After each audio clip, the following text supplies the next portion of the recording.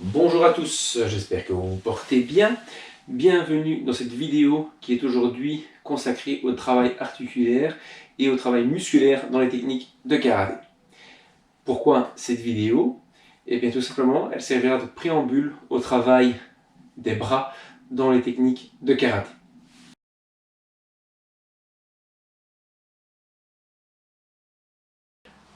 Alors, pourquoi cette vidéo? Et comment sera-t-elle composée?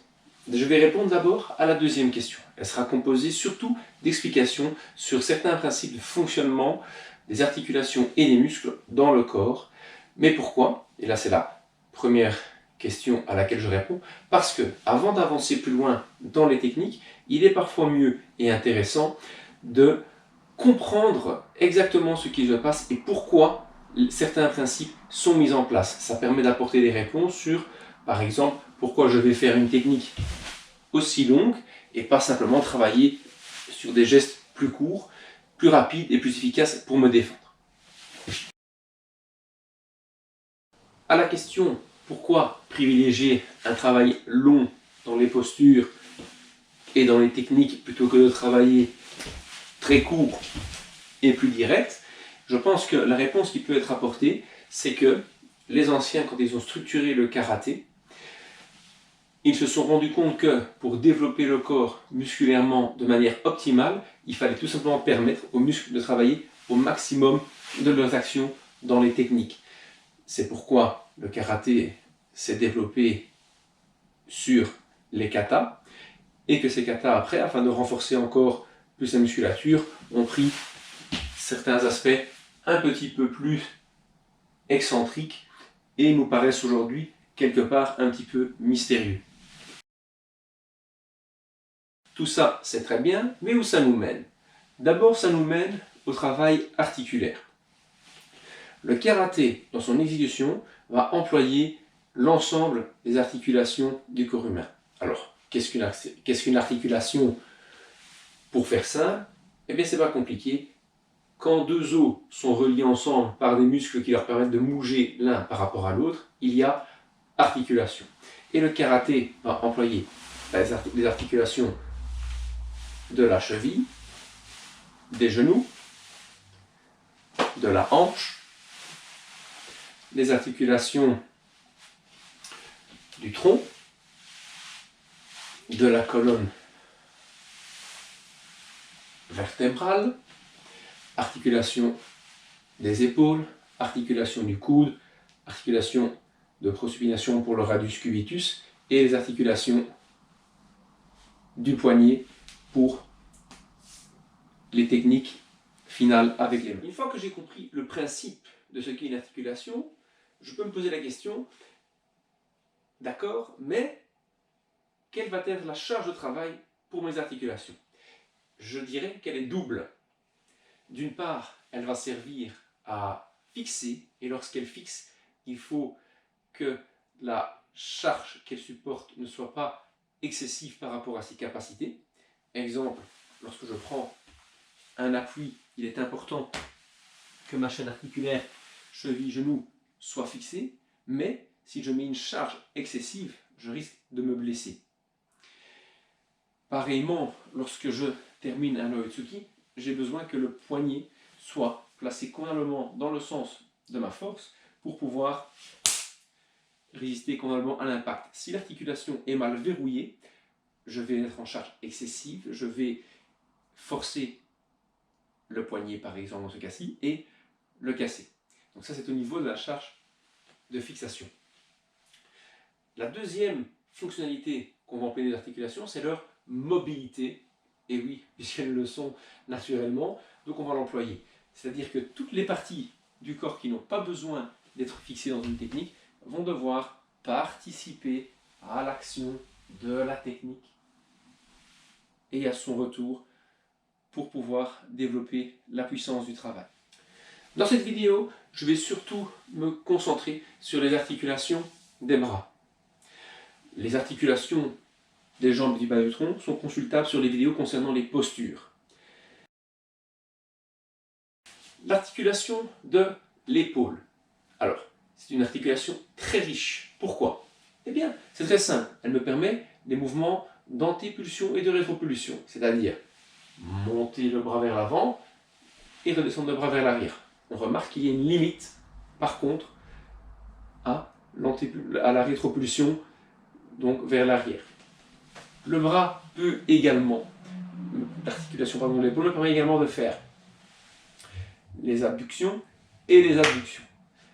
C'est-à-dire lever le bras sur le côté et le baisser sur le côté. La limite étant le corps en partie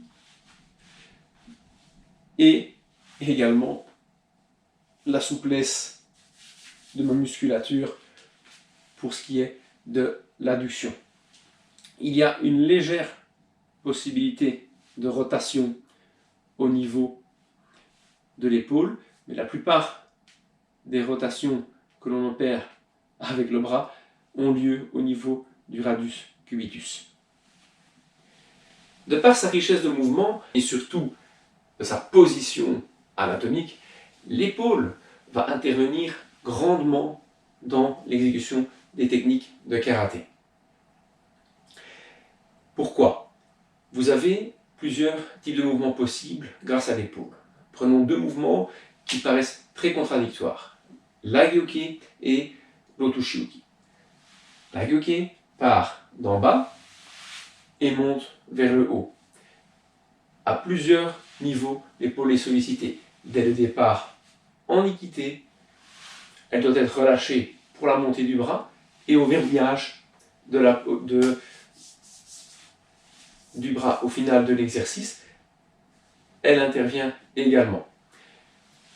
Le mouvement Otoshi démarre un petit peu en inverse, c'est-à-dire que je vais lever le bras et le laisser tomber pour profiter du poids mort afin d'employer la technique. L'épaule va devoir être suffisamment relâchée dans la charge, mais en même temps, les muscles intervenant dans son adduction vont être mis au service. Lorsque je relâche mon bras, elle va intervenir dans le maintien du bras au final de sa position. Il y aura donc tout un jeu musculaire à mettre en place au niveau de l'épaule pour pouvoir réussir chaque exercice. En effet, si nous prenons ne fût-ce que les 4 gestes de base en termes de blocage, vous avez ceci.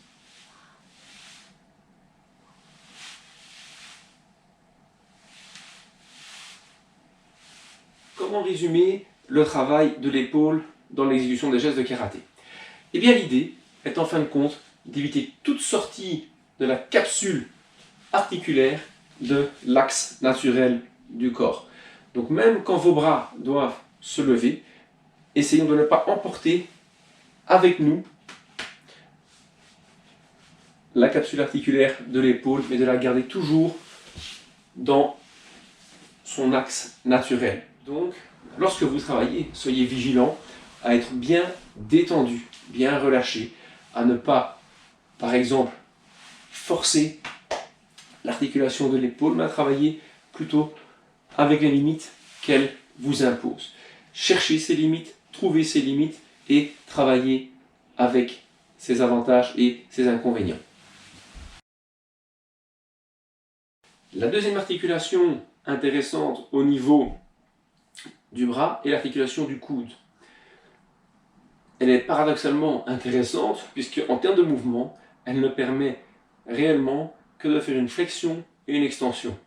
Cependant, le nombre de gestes qu'on est capable de faire avec le bras qui font intervenir ce mécanisme la rendent évidemment intéressante. Il est clair que, puisqu'elle est au milieu du bras, elle est charnière. Donc si elle se blesserait, je serais grandement handicapé dans la pratique. Par conséquent, je dois surtout faire attention quand je travaille dans le vide aux mouvements qui provoquent une extension du bras.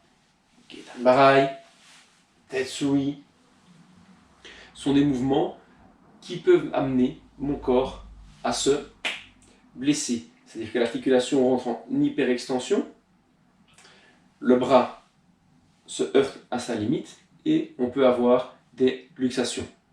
Pareillement, lorsqu'on travaille par deux, on fera attention à ne pas trop choquer cette articulation, à ne pas la prendre dans un système de levier pour éviter de blesser le partenaire. Un autre jeu articulaire qui nous intéresse au niveau du bras est la pronation-supination provoquée par l'articulation du radius sur le cubitus qu'on appelle d'ailleurs maintenant ulna. Alors, elle nous intéresse car nombre de techniques vont se terminer par un travail de pronation et de supination.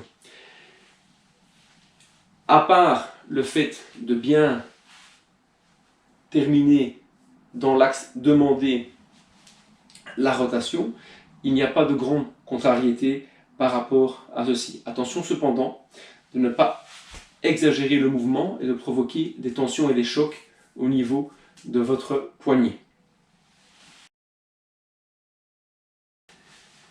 Dernière articulation qui rentre en jeu dans notre travail est celle du poignet. Le poignet est assez riche en mouvements. Il permet des rotations, des mouvements de rotation, d'élévation, abaissement, d'accord, et plusieurs techniques différentes sont employées avec plusieurs placements du poignet différents dans le karaté. Basiquement, pour les techniques de base, Tsuki, Gedanbarai, Uchi, Age, nous aurons un poignet qui est fixé, c'est-à-dire aligné dans la suite radius cubitus et bien droit, non pas en sortie ou en décrochage. D'autres techniques inverses comme le Teisho, parce que la force s'applique ici, vont employer la flexion du poignet pour libérer l'impact. D'autres techniques, notamment lorsque le bras s'allonge, vont employer l'impact du tranchant ici et donc demanderont une présentation particulière. L'objectif est toujours d'éviter la blessure potentielle en tant que dans un contact et la blessure dans le travail dans le vide. Il faudra donc toujours bien respecter l'enchaînement des articulations lorsque vous alignez une technique.